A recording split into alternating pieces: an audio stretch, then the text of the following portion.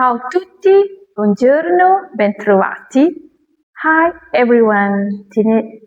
Italian သင်ခန်းစာရဲ့နာမည်ကတော့ I sostantivi maschili အဖိုနံများလို့အဓိပ္ပာယ်ရတယ်နော်အဖိုနံများလို့အဓိပ္ပာယ်ရဆိုဘယ်လိုမျိုးတွေကအဖိုနံနေလဲနော်ဝေါဟာရတစ်ခုကိုတွေ့တဲ့အခါမှာဖြစ်လဲအိုတော့မဟုတ်အိုနော်ခါကျရင်တစ်ခါကျရင်အော်လို့လည်းထွက်မယ်တစ်ခါကျရင်လည်း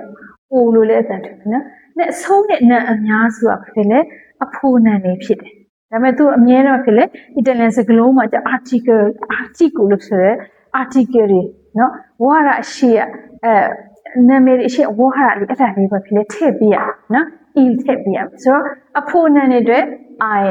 E L il ဒါဆိုဖြစ်လေအဖိုနံအတွက် article ဖြစ်တယ်နော် article လို့ဖြစ်တယ် il libro the book, il tavolo, the table, il gatto, the cat, il treno, the train, il naso, the nose, il cielo, the heaven, il muro, the wall, il lago, the lake, il pavimento, the floor, il quaderno, the exercise book နော်အကုန်လုံးကဘာဖြစ်လဲအိုလေးတွေနဲ့ဘာဖြစ်လဲဆုံးနေဒါကြောင့်မလို့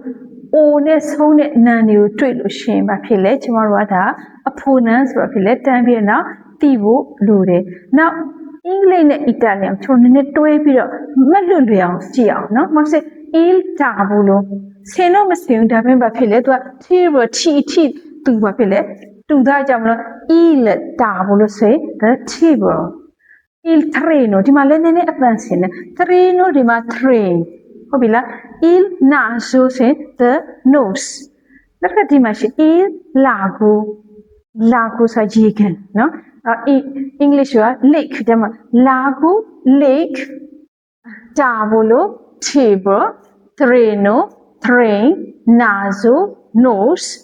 lago lake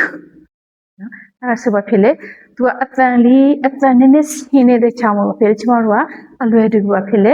မှတ်လို့ရမယ်ဖြစ်လေအလွယ်တကူပါဖြစ်လေချစ်မှတ်လို့လည်းရဒါကြောင့်မို့ဖြစ်လေဒီစကလုံးလေးတွေမဟုတ်ဖ ೇನೆ ဒီကျမတို့နေတဲ့နေရာတွေမှာစာသင်တဲ့နေရာတွေမှာဟုတ်လားဒီရှိနေတဲ့အရာတွေကိုနာမည်ဘယ်နှခုနဲ့အီတလန်လိုပြောတတ်တယ်လို့ဆိုဖြစ်လေကျွန်တော်ကလေ့ကျင့်ကြည့်ရအောင်စစ် page ကိုလည်း like follow share လုပ်ပေးဖို့မေ့ကြနဲ့နော်